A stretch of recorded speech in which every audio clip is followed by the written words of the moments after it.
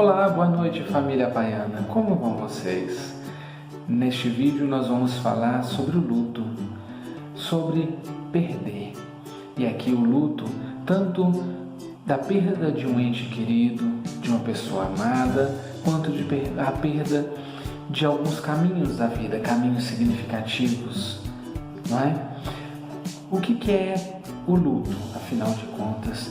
O que é este processo que acontece quando perdemos algo tão significativo para nós, algo ou alguém?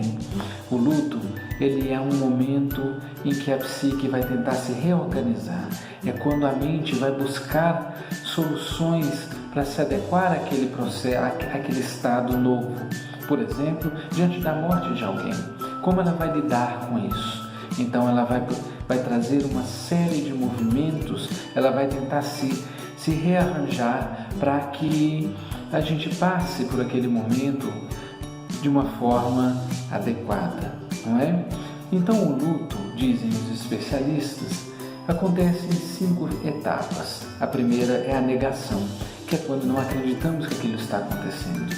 Dizemos para nós mesmos que aquilo não pode ocorrer e fazemos de tudo para nos defender da informação que nos mostra a realidade. Então criamos certas defesas, dizemos não é possível, e dependendo do grau da defesa, a pessoa entra num estado de alteração mental tão importante que ela nega a realidade.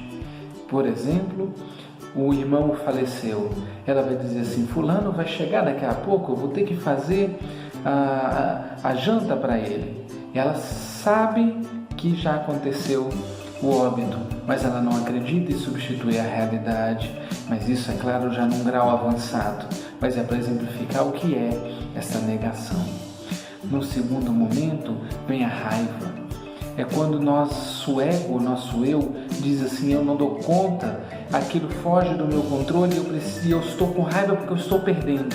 Eu não consigo lidar com isso.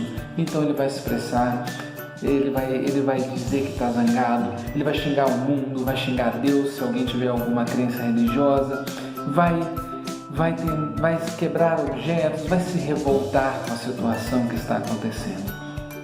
É importante que essa raiva seja acolhida. Não quer dizer que nós vamos alimentá-la indefinidamente, mas significa que ela precisa encontrar um apoio, um suporte, não é? Para que você consiga dizer assim, não gostei, não estou conseguindo lidar com isso, isso está me angustiando. Então fale, se expresse, coloque para fora, não é?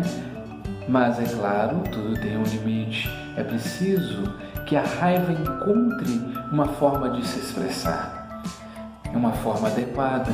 Não adianta bater, agredir outra pessoa, não adianta quebrar objetos, arremessá-los, você pode se ferir e ferir alguém. Mas coloque no papel, escreva, fale, grite, se permita expressar a raiva. No terceiro momento vem a barganha. É quando a gente tenta negociar com a vida, tenta negociar uma forma de sair daquela situação, não é? Vou dar exemplo com questões religiosas, com todo respeito, todo carinho a qualquer denominação religiosa. Mas a gente diz assim, Senhor, Deus, Buda, quem vocês quiserem, se eu fizer isso, se o Senhor me ajudar a sair dessa situação, eu vou fazer isso e aquilo. Fazemos promessas, tentamos negociar com a vida, com a divindade, com as pessoas ao nosso redor. Depois desse momento, vem a depressão. É aquele momento de introspecção, de tristeza, em que se começa a assimilar o ocorrido e que a perda começa a ser processada como algo definitivo. Vem a tristeza, vem a melancolia, vem aquele momento de você chorar a perda. Depois que vem esse processo, vem a aceitação. É quando o luto começa a se encerrar e você começa a assumir que aquilo aconteceu, mas que a vida pode dar novo segmento. A vida ainda tem um sentido e ela pode se reconfigurar.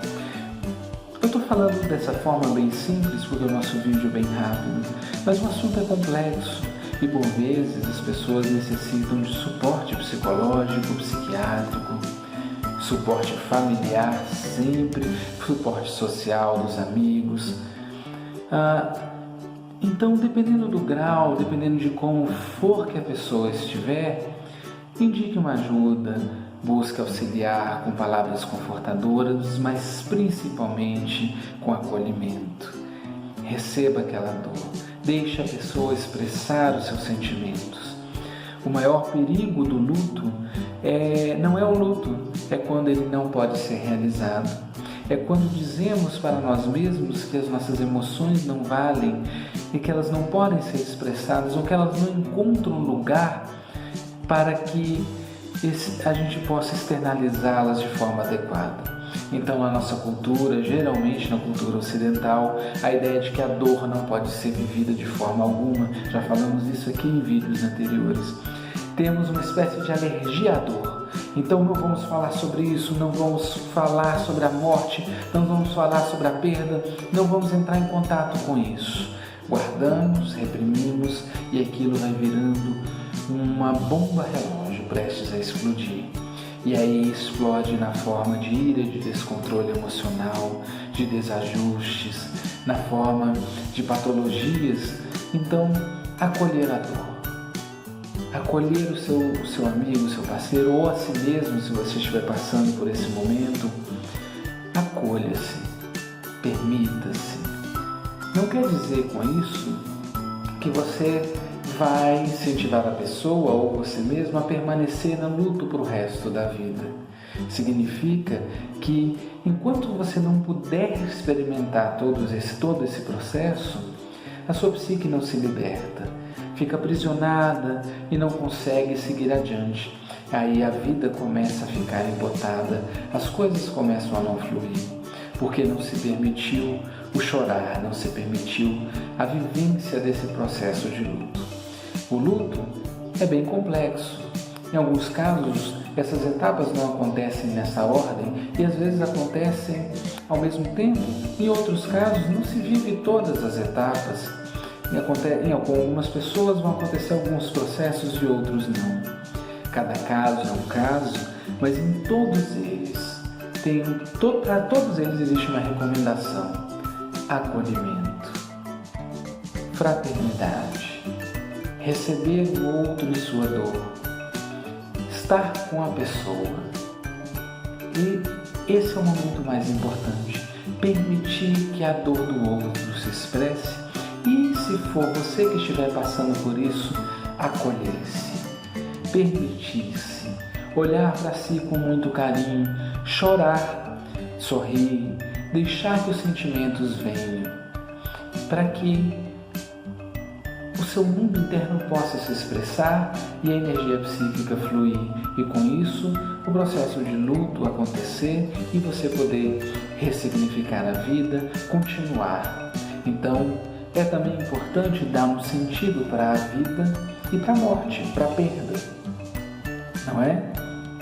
O que fazer diante da morte, da perda, qual o sentido que elas têm? Use uma filosofia, uma religião, mas formule um norte, formule um caminho, dê um sentido para tudo aquilo, aprenda com aquele processo, mude velhos conceitos, ressignifique. A vida é dinâmica e a lida com a morte também é. Então, neste momento, vamos aprender a falar da perda, vamos aprender a olhar para a perda, para a morte. Vamos ter um olhar de carinho, porque também fazem parte do nosso processo existencial.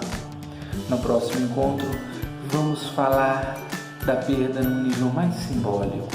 Vamos tratar do nosso ego, do nosso eu e como ele se relaciona com certas perdas no cotidiano.